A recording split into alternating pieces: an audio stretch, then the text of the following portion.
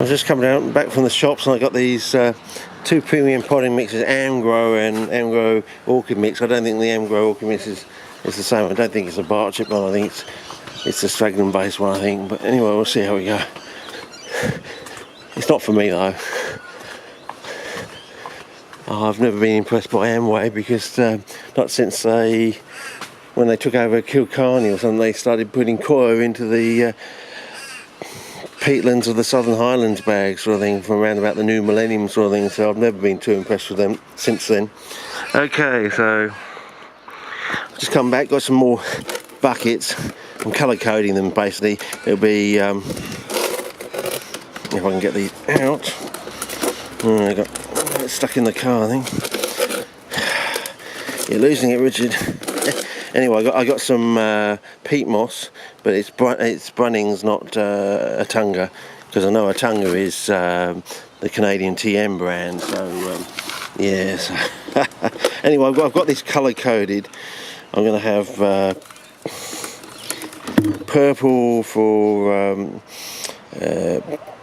probably peat, and then pink for coir, because coir is more orangey than brown. I think that's how I'm thinking. And then for the bark chip, in this way I'm going to have it in blue, because the other bark chip chopping one is in a green bucket sort of thing, as I've shown before.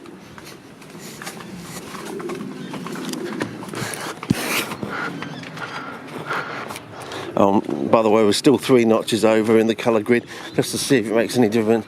And we're only 3 notches down in darkness, so it may be that combination. Taking 4 notches down is not what you want to do. You just want to darken the colour a bit, sort of compensate in that fashion. Still draining through. Though the other one is going quite well now, so I reckon that one will have something potted up in it by tomorrow. Yeah, green bucket there. Sorry. Yeah, so green bucket there against a blue one up here when we have it mixed with the newspaper cellulose, hopefully to prevent it from rotting.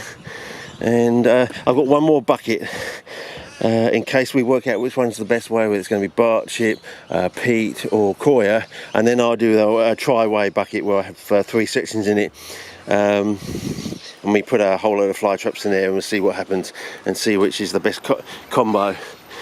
Yeah, but knowing how lucky it'll be right in the centre with all 3, it'll be whatever it is, peat, coir or bark chip, up against the newspaper cellulose and the sand sort of thing. So anyway, oh gee, that one's still draining. That one is still draining. Okay. A long drain. Okay, yeah, and this one's draining quite well now, so yeah, I'll probably have fly traps in it by tomorrow, and we'll see if we get any response. This one's still, I know it's almost giving you the Dutch horticultural look sort of thing now, so maybe that's all it was. Maybe that's what they're doing. They're mixing coir with newspaper cellulose, and maybe they're not even using sand. Maybe they're just using coir and newspaper cellulose. The newspaper cellulose is to prevent the brown wood from rotting, but they also get the rest of the world. So they get the brown, they get the meat and the eggs from the sort of in quotes, from the brown, which is attacked by the white rot fungi. But it doesn't actually rot because you've got the white wood in there, and that's attacked by the brown rot fungi, and things like penicillium, and then of course they have antimicrobials. So maybe that's what it's all about. I don't know. So we'll have to see. But anyway, nothing else much to report, as I said. But this sand is changing. It's getting whiter and whiter, and as every day goes on, it's basically becoming, as I said, it's becoming Albion, like on there. So. I spoke about that all this morning, and I really do like this, but I do get the impression it's better to grow the plants in the sand and have the material not actually in the sand. But that's what we're going to learn with these experiments we're setting up today, whether that idea, that hypothesis is strictly or truly correct sort of thing. Having our, because by having a topping on the surface, we're just getting like a green layer just underneath. Whereas we want it, if we're going to have a green layer, we want it right down the pot, so the roots actually run down the green zone, so they get the most.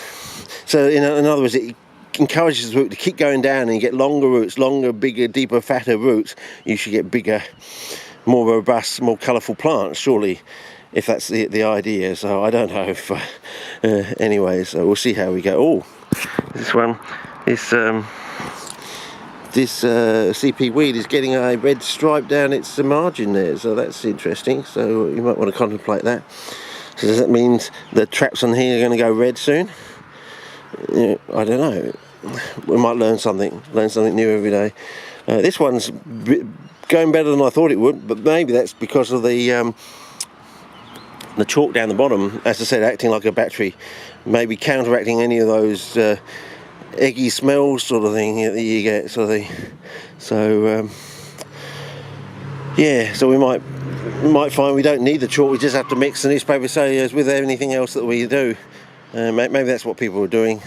They were doing a fine blend. They just couldn't push it to the ultimate limit, because if they did, people would notice there's something else in the peat other than just peat. But anyway, yeah, I think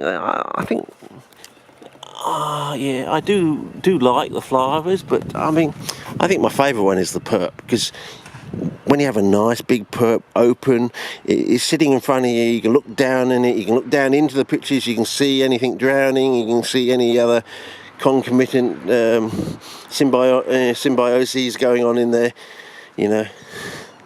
Little swimmers going out there to, you know, torment the little bugger that's drowning in the water, you know. Yeah, anyway, see how we go.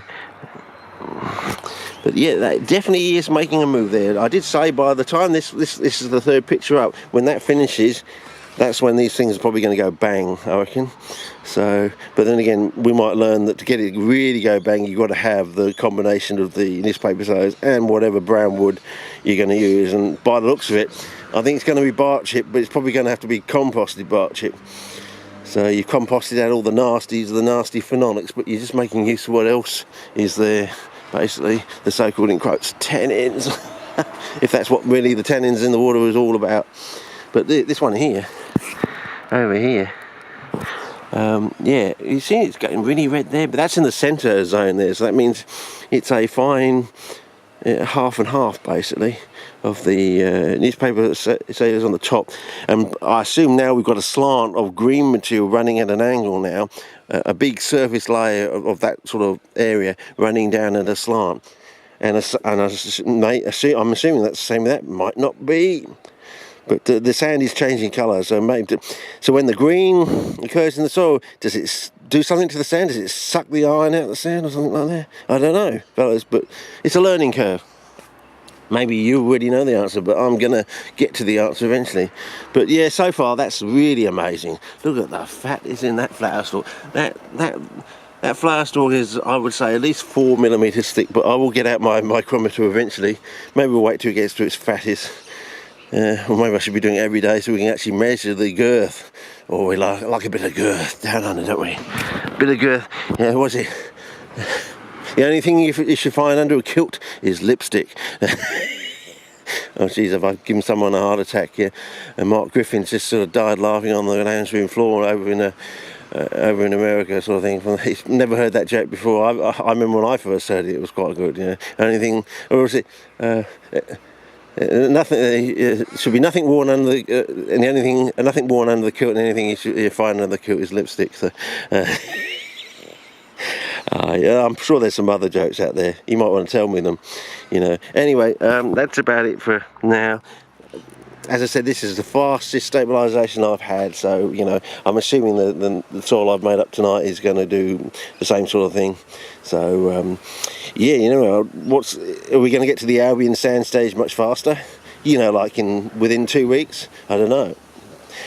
Be good to see. Anyway, I'll tune in tomorrow and day 57, and I should have 2 set up there, draining sort of thing, and we'll mix up we'll do the bark chip tomorrow afternoon for the day 57 antics. How about that? Can't say fairer than that. Okay, over and out. See ya.